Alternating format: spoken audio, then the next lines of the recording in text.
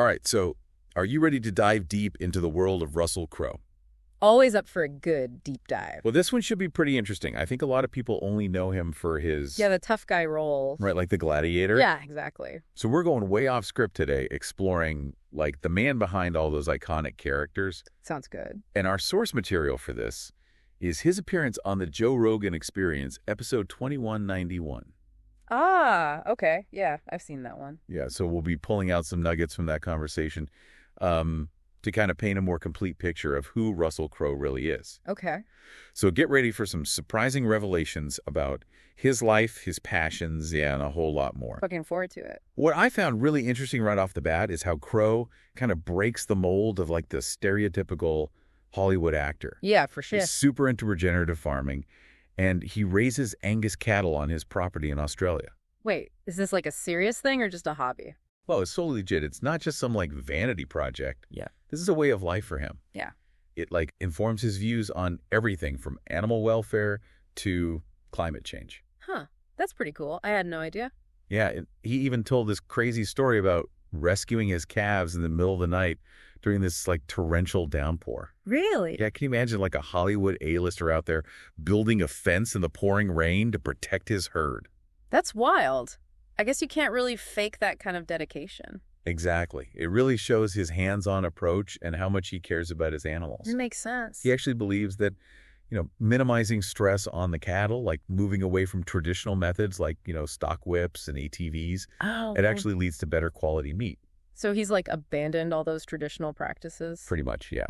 Interesting. So how does that work? Like, is he saying being nicer to a cow makes the steak taste better? That's kind of what he's getting at. He explains that when animals are stressed, it affects their hormones and muscle fibers. And that ultimately impacts the flavor and tenderness of the meat. Ah, I see. So by creating a calmer environment and focusing on their well-being, he's able to produce what he calls a profoundly different eating experience. Wow. I've never thought about it that way. Yeah, it makes you think about where your food comes from. Yeah. The impact of farming practices on animal welfare and ultimately what ends up on your plate. Absolutely. And this actually connects to his broader views on climate change, which is a topic he's incredibly vocal about. Right. I've heard him talk about that before. He's especially frustrated with the spread of misinformation surrounding the issue, Yeah. particularly the oversimplification of cattle's impact on the environment. Like the whole cow farts thing. Exactly. Yeah. He's like, why are we blaming cows for climate change? He argues that while methane is a greenhouse gas, Right. focusing solely on cattle kind of distracts from the larger issue. Mm-hmm. He believes that industrial agriculture, with its heavy reliance on fossil fuels and deforestation for feed production, Yeah. is a much bigger culprit. Okay, so it's not about eliminating cattle. It's about changing the way we raise them. Precisely. And his sustainable farming practices are kind of a direct response to those concerns. Makes sense. He utilizes rotational grazing, where he moves his cattle between different pastures to mimic natural herd behavior. Oh, interesting. And this allows the land to recover and regenerate, Okay. minimizing soil compaction and promoting biodiversity. So it's better for the environment. Yeah. And he even uses the cattle manure as a natural fertilizer, creating a closed-loop system that's much more environmentally friendly than conventional methods. Wow. That's pretty impressive. It's like he's walking the walk, putting his beliefs into action on his own farm. I like that. And you can really sense his frustration with the politicization of climate change and how it hinders real progress. Yeah, I can see that. He says that the focus on ideology over objective scientific research prevents us from finding meaningful solutions. Right. And it's not just climate change. He sees this trend across various issues. It's a problem everywhere. Okay, so let's switch gears a bit. Okay. Crowe had some interesting things to say about his experience filming the movie Noah. Oh, yeah, the one about the biblical flood? Right, exactly. Yeah, And it sounds like it was quite a challenging production. I can imagine. He talked about the intense physical demands of the role, Mm-hmm. especially coming off other physically taxing projects like Les Miserables and Man of Steel. Oh, wow. So he was already exhausted before filming even began. Pretty much. And then to make matters worse, he ended up dislocating his shoulder during filming. Ouch. It's amazing he was able to finish the movie at all. Seriously, his dedication is remarkable. He didn't want to let the team down, so he pushed through the pain of a broken bone and a torn labrum. Oh, man, that's hardcore. Yeah, it really speaks to the often unseen grit and resilience required for such demanding roles. Definitely. And speaking of unexpected turns, he shared this funny anecdote about meeting the legendary director, Bernardo Bertolucci. Oh, okay. So he went to Bertolucci's house expecting a formal meeting, only to find himself in the middle of a lively football watch party. What? Yeah. And it turned out to be a rather unfortunate match, as Italy ended up losing to Brazil. Oh, no. So did he ever get to actually talk to Bertolucci about a potential project? Well, he jokingly said that he never even got a word in edgewise. So the meeting was a bust. Pretty much. But it just goes to show that even in Hollywood, things don't always go according to plan. Right, and it's kind of refreshing to hear that even a seasoned actor like Crowe can get starstruck. For sure. And find humor in the absurdity of the industry. Totally. But let's get back to Noah for a moment. Mm-hmm. He seemed quite perplexed by the public's reaction to the film, Really? Why is that? particularly its environmental themes. What were people saying? Well, he found it strange that people were surprised by the film's message about humanity's impact on the environment. Ah, He pointed out that the story of Noah's Ark has always been about the consequences of our actions right. and the need for a harmonious relationship with nature. I mean, a worldwide flood wiping out almost all of humanity is a pretty clear metaphor for environmental catastrophe. Exactly. He actually did a deep dive into the historical and mythological context of flood narratives, Wow. discovering that similar stories exist across numerous cultures. Interesting. This led him to believe that there might be a common human experience or memory of an ancient cataclysmic event. Oh, wow. And this is where things get really interesting. He starts talking about the work of Randall Carlson. Who's that? Well, he's this guy who proposes a theory known as the Younger Dryas Impact Hypothesis. Okay, I'm listening. Carlson believes that a series of comet or asteroid impacts at the end of the last ice age Uh-huh. triggered massive flooding and contributed to the extinction of many large mammals in North America. That's a pretty bold theory. It is. It's controversial, Uh-huh. but it aligns with the timing of many ancient flood myths. I can see why Crowe would be interested in that. Now, just to clarify for those who might not be familiar, Okay. the Younger Dryas was a period of rapid climate change about 12,000 years ago, marked by a sudden drop in temperatures. Right. And what's fascinating is that Carlson had his initial insight about this impact theory during a rather unconventional experience. Unconventional? How so? Well, he was on an acid trip overlooking a massive canyon Whoa. when he suddenly realized that the canyon's formation couldn't be explained solely by gradual erosion. Okay. He envisioned a sudden, catastrophic event, a massive flood triggered by an impact. And that's how he came up with the theory. Pretty much.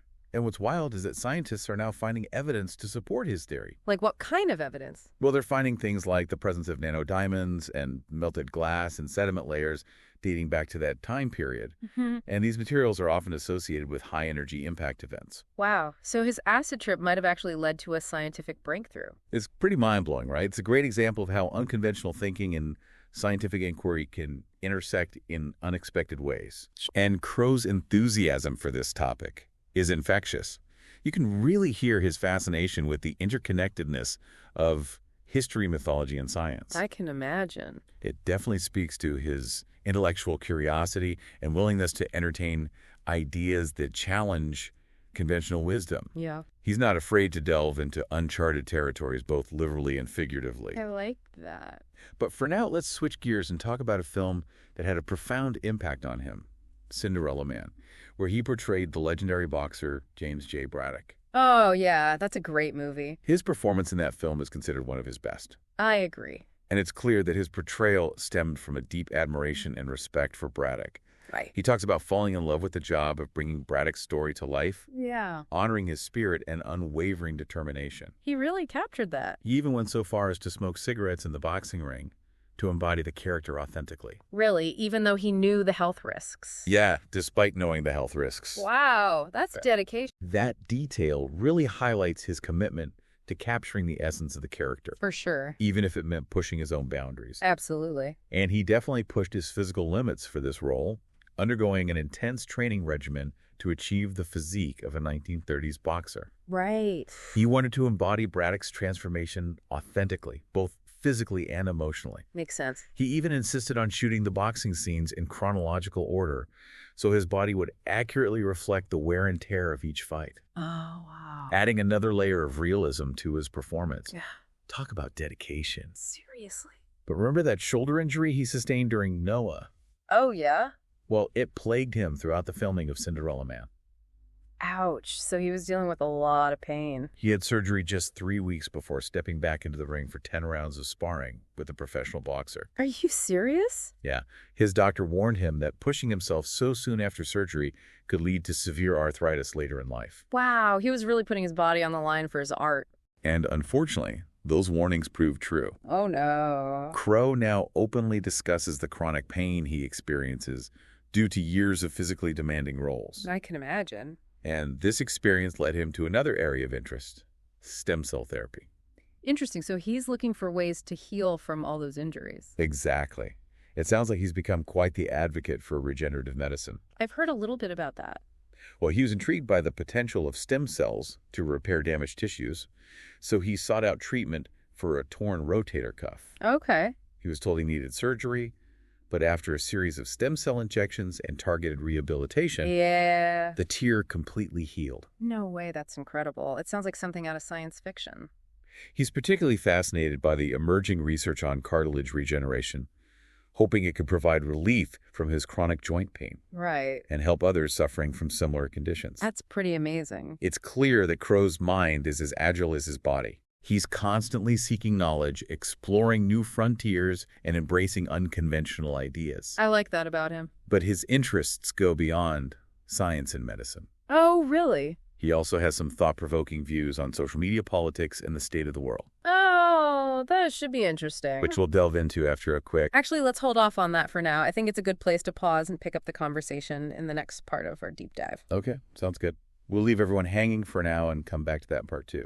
So before the break, we were talking about Russell Crowe's interest in, regenerative medicine and his own experience with stem cell therapy. Right, but it's not just the science that interests him.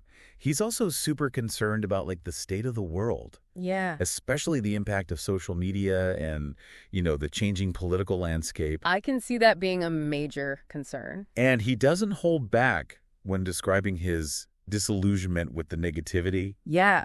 and the often toxic environment that kind of pervades online spaces. Oh, for sure. It can get pretty nasty out there. He even admitted that his current Twitter strategy is post and ghost. Post and ghost, what does that mean? Basically, he'll share something and then get out before the onslaught of reactions and potential arguments. Makes sense. It's like a self-preservation tactic. Right. Yeah. He recognizes that constant engagement can be draining and unproductive, especially when algorithms often prioritize outrage and negativity. Yeah, it's like they're designed to keep us hooked on drama. Exactly. And he's not trying to be some music guru or anything. Right? He just wants to share his thoughts without getting sucked into the vortex of online drama. I can respect that. But he's not completely dismissive of social media's potential for good. Oh. He acknowledges that it can be a valuable tool for connecting with people worldwide, Yeah. learning from diverse perspectives, and even landing gigs. Oh, yeah, for sure. But he makes an interesting observation about how these platforms often amplify negativity. Right. It's they cater to our baser instincts Yeah. and create a self-fulfilling prophecy. So the more we engage with outrage, the more the algorithms feed it to us. Exactly. Yeah. And it leads to this vicious cycle of negativity and despair. It's like we're trapped in this echo chamber of outrage. Right. Constantly bombarded with the worst aspects of humanity. It can be really overwhelming. And this feeds into his broader concerns about the state of political discourse, Okay. both in the U.S. and in his native Australia. Right. I can see how that would be connected. He sees the rise of misinformation and the increasing polarization of political ideologies Uh-huh. as major threats to progress and understanding. Definitely. It's like we're becoming more and more divided. He paints a rather bleak picture of the media landscape, arguing that the constant hunger for sensationalism Right. and the tendency to focus on the negative deters qualified people from entering public service. That makes sense. Who would want to subject themselves to that level of scrutiny? Right, especially in the age of social media. It's brutal out there. He even brought up a situation in Australia where politicians started suing individuals for defamation over comments made on social media. Wow, seriously? Imagine being sued by a politician for something you said online. That's scary. It's like a chilling effect on free speech. Exactly. It highlights how those in positions of power can use their influence to silence dissent. It's a dangerous trend. And this ties into his discussion about the rise of opinion-based news coverage, Okay. specifically referencing the influence of Fox News. Right. I can see where he's going with this. He delved into the network's history, recounting how Roger Ailes, the founder of Fox News, Yeah. recognized the profitability of catering to a specific political ideology. It was a brilliant strategy from a business perspective. Align yourself with one side of the political spectrum, Yeah. and you instantly capture half the market share. Genius, but also kind of messed up. Right? The consequences of that approach have been profound. For sure. It's changed the whole media landscape. Crowe argues that it transformed the news industry, prioritizing profit over objective reporting, and contributing to the increasing polarization of American society. It's a shame. And it's not just traditional media outlets that are fueling this divide. Right. He expresses concern about the role of social media platforms in spreading misinformation and manipulating public opinion. That's a real problem. He specifically points to the prevalence of bots and fake accounts Okay. that create the illusion of widespread support for certain viewpoints. So it's hard to know what's real and what's not. Exactly. He even cited an FBI analyst's estimate that up to 80% of Twitter accounts could be bots. 80%? Are you serious? That's insane. It makes you question the authenticity of almost everything you see online. Totally. It's like a hall of mirrors. It raises a crucial question. How can we discern truth from falsehood in an environment where information is so easily manipulated and distorted? Right. And how do we break free from these echo chambers that reinforce our existing biases? It's a tough challenge. And Crowe admits that he himself has struggled with the pull of online negativity, finding it increasingly difficult to filter out the noise I feel that. and maintain a positive outlook. It's hard to stay positive when you're constantly bombarded with negativity. He even pointed out how social media platforms are now limiting users' ability to block ads and unwanted content. Oh, really? It's like we're becoming captive audiences to the agendas of powerful corporations and algorithms. That's a bit unsettling. It's a pretty bleak picture. Yeah. But despite all these valid concerns, Yeah. Crowe surprisingly remains optimistic about the future. Really? That's surprising. He believes that this increased access to information, even if it's messy and often negative, Yeah. will ultimately lead to greater understanding. So he thinks it's like a growing pain? Kind of. Yeah. He sees the internet as a powerful tool for connecting with diverse perspectives Right. and challenging established narratives. Okay, I can see that. It's about finding the signal amidst the noise, seeking out those voices that offer nuance and insight, Right. rather than just amplifying outrage. It takes effort, though. Yeah. He acknowledges that it won't be easy. It requires effort and discernment on our part to sift through the deluge of information Yeah. and engage in thoughtful dialogue. I agree it's not easy, but it's important. But he believes that the human desire for connection and understanding will ultimately prevail. I like that. It's a hopeful perspective. It's a reminder that even amidst the chaos and uncertainty of the digital age, Yeah. there is still hope for meaningful connection and progress. It's good to be reminded of that sometimes. We just have to be willing to seek it out. Absolutely. And it sounds like Crowe is leading by example. In what way? Well, his personal life offers another dimension to his story, one that reveals a deep appreciation for family and a unique approach to balancing fun with personal connection. Okay. And this was especially evident during the COVID-19 pandemic. Oh, right. I remember hearing about that. He chose to spend that time in the Australian bush with his aging parents, Wow, that must have been a profound experience. especially given the global anxieties and uncertainties at the time. For sure. He described it as a time of reevaluation, Yeah. a chance to step back from the frenetic pace of Hollywood and reconnect with what truly matters. I could see that. He was able to spend quality time with his parents, having dinner with them almost every night, Oh, asking them countless questions and simply cherishing their company. that's beautiful. And then during that time, his father unexpectedly passed away. Oh, wow. I didn't know It that. must have been incredibly difficult. Hmm. But he seemed to find solace in the fact that he had no regrets, Right. that he'd been given this precious opportunity to create lasting memories with his dad. Yeah. He contrasted this with the all too common lament of wishing for just one more dinner, one more hug, one more conversation Oh, I know that feeling. with loved ones who are gone. Yeah. He was grateful that he had that abundance of time with his father before he passed. I can understand that. It's a poignant reminder that life is precious and unpredictable. For sure. We should cherish the moments we have with those we love, because we never know when those opportunities might be taken away. Absolutely. And it reveals a side of Crowe that's often overshadowed by his tough guy persona, Yeah. a deep sensitivity and appreciation for family. Makes sense. Absolutely. And that brings us to another interesting aspect, how he's adapted his work life to prioritize his family. Okay, how so? He mentioned that he now conducts most of his press junkets from his home in the bush, Oh, wow. embracing the flexibility that technology allows. That's pretty cool. He even joked about wearing a nice shirt on top for the video calls, Yeah. but keeping his shorts on underneath, ready to step out into nature as soon as the interviews are done. I love that. It's like a mullet of clothing business on top, party on the bottom. It's a clever way of blending his professional obligations with his desire for a simpler, more grounded life. Right. He also talked about how he can now appear on late-night talk shows in New York from his studio on his farm, Oh, wow. thanks to the advancements in remote broadcasting that emerged during the pandemic. That's amazing. Technology can be pretty awesome sometimes. It's a testament to his adaptability and his willingness to embrace new ways of working that align with his values. Definitely. And it seems this resourcefulness extends beyond his professional life. Okay. He also shared this fascinating story about his connection with Italy, Oh, yeah. I've heard he loves Italy. particularly his love for Rome. Rome is a pretty amazing city.